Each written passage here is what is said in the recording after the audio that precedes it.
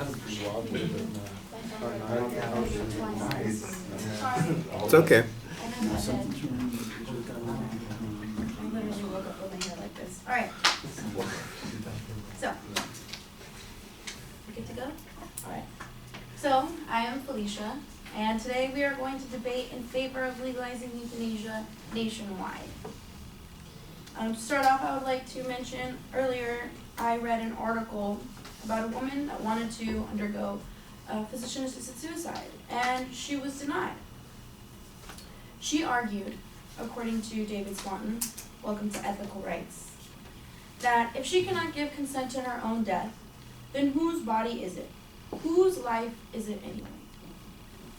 A good question that you should consider when talking about the morality of the whole situation here. So, obviously, for this woman, autonomy was something that was very important, and it has a lot to do with this. But the focus here today is on how cost is yet another reason and benefit of physician-assisted suicide. According to Economic Aspects of Euthanasia, the article was on Economic Aspects of Euthanasia, the Life and Resources of Charitable Trust. 66% of cases, the reason for the patient's request was because they didn't want to be a burden financially or otherwise. When someone is going to undergo a long treatment or a short treatment, some people know anywhere between like 3 years to like a month before they're going to die. The treatment is going to be for that amount of time, and it's expensive.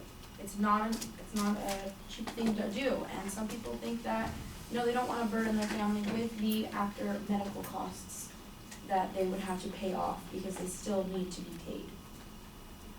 And so he did mention something about how this is going to somehow sort of devalue life. And according to Shannon Proudfoot, this is no way to live. This woman was talking about her mother, and she said that it does not devalue your life that my mom has an opportunity to be able to humanely end hers. Something to think about when you're talking about morality. I mean, whose side are you on anyway? Michael Bookman also said that so little people, sorry, I have to distinguish because this is Michael Bookman. So there are so little people that go through choosing to do physician-assisted suicide, and that there's such a rare amount of people that have terminally ill diseases. So what, those people don't matter? All of a sudden you're talking about how it's immoral to do this kind of thing, but yet you're choosing to make them live for the rest of their lives and they don't want to?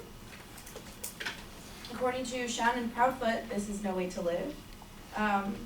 In that same article about that woman talking about her mother, she mentioned that my 70-year-old mother was looking at these crazy violent ways that she could kill herself. She shouldn't have to be reduced to that. After all, he did mention that you could just go ahead and buy a gun and shoot yourself, but why would you have to be reduced to that? Imagine your family walking in, seeing you dead. Is that the last memory you want them to have of you? And also talking about how apparently, the money saving on this isn't going to be that much that could be transferred over to someone that needs, I don't know, like maybe finding a different way to get kidney transplants or free clinical care. Economic Aspects of Euthanasia, the Life Resources Charitable Trust, mentioned that the cost of drugs for assisted suicide is $35, and the cost of proper health care is $35,000 to $40,000. So, that seems like a pretty significant amount of money that you could be using allocated elsewhere.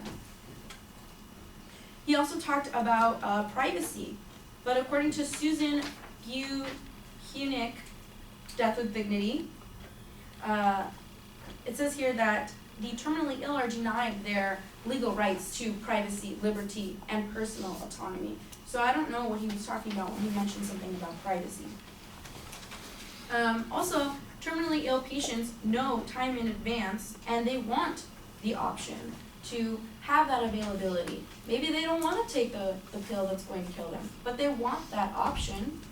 In Oregon, for example, 1,327 people have been prescribed life-ending medication since it was allowed in 1997, and 859 of them have actually died from taking it. So let's not forget why we are here talking about this today.